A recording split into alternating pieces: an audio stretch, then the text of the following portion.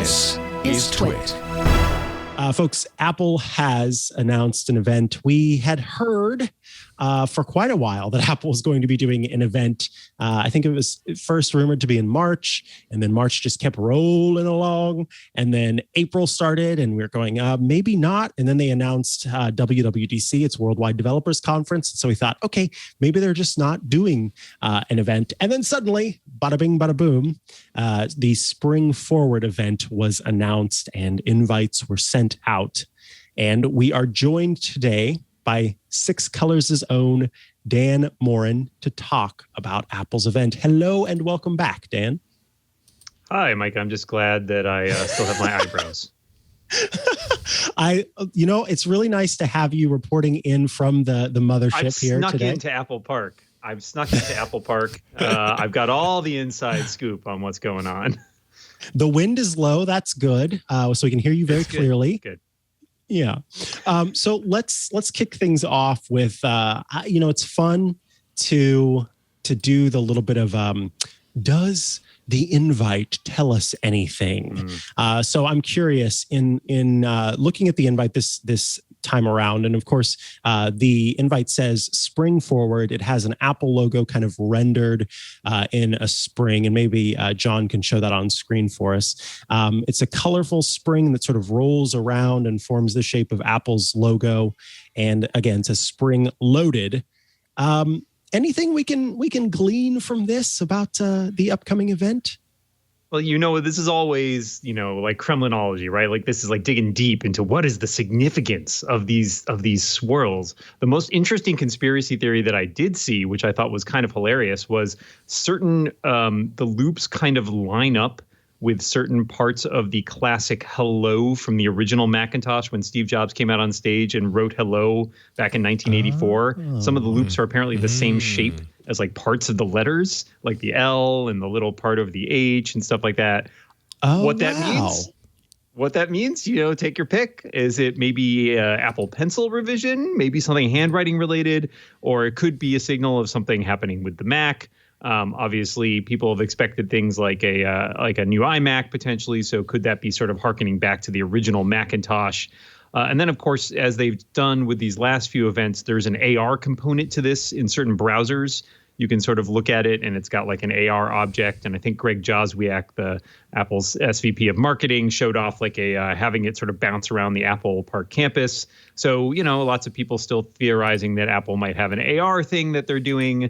Lots of options here, but not a lot that's terribly concrete. Kind of looks like finger painting to me. So maybe they're going to come out with the Apple finger paint tablet. Could be. I don't know. My money's on that. For kids. Yeah, yes, exactly. So those are all good thoughts. And of course, there's also the option that it doesn't mean anything and that it is just the Apple invite. But I do like to have that little bit of, as you say, criminology. So let's talk about what the rumors have suggested is definitely going to, rumors have suggested is most likely to be announced at the event. And I believe the top of that list is iPad Pro. Is that correct?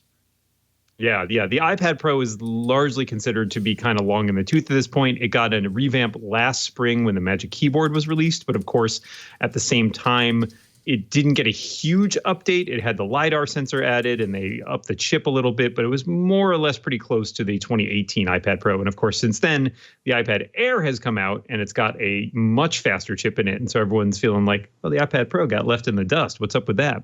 So I think that that's the most likely thing that we can see there because it just seems like it's time. It's time for it to get a more substantial update and to sort of stop being overshadowed by the iPad Air. Definitely. So the iPad Pro, of course, got the introduction of the LiDAR, which was an AR forward feature.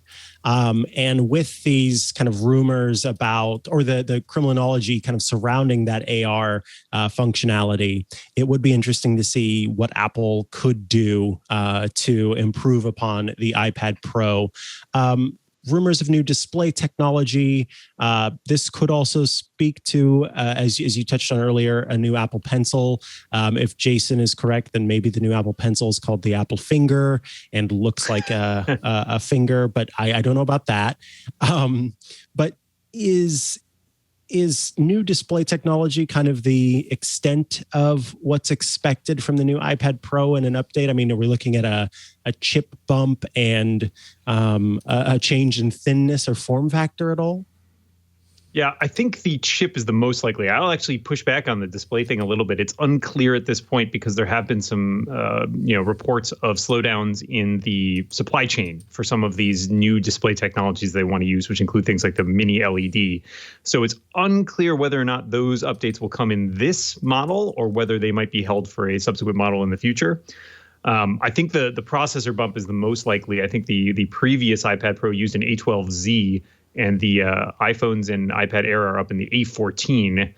So, two processor generations in theory later, one would assume that this is at the very least probably an A14X, which, features the better graphics performance than the same A14 that you'd find in the iPhone 12s from last year. So that seems the most likely. I think there's some discussion about things like, could they update it, go from USB-C to Thunderbolt for faster peripheral connections? Could they enable, connections to external displays, for example, making this more and more like a laptop? As all those things are possible, I think there's also, as always with Apple, the possibility that it's something that we haven't even thought of yet that they're going to surprise us with. Definitely.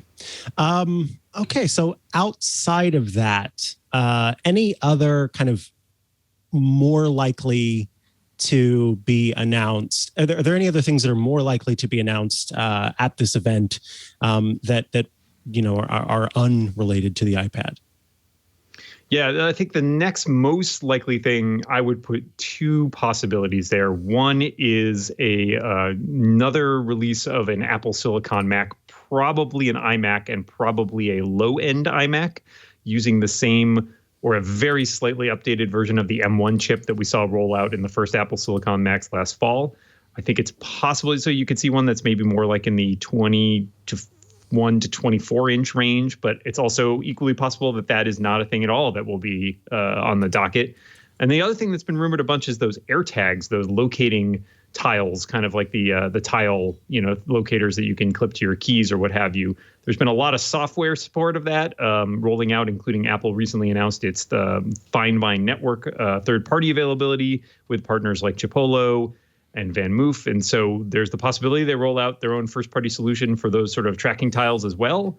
But again, nobody's really sure. Those things have kind of been known for a year or more without actually appearing. But it's also equally possible that Apple has decided not to pursue that as a sort of first-party venture. Definitely. That's kind of the thing that I'm paying the most attention to, that I'm curious to see is at the event.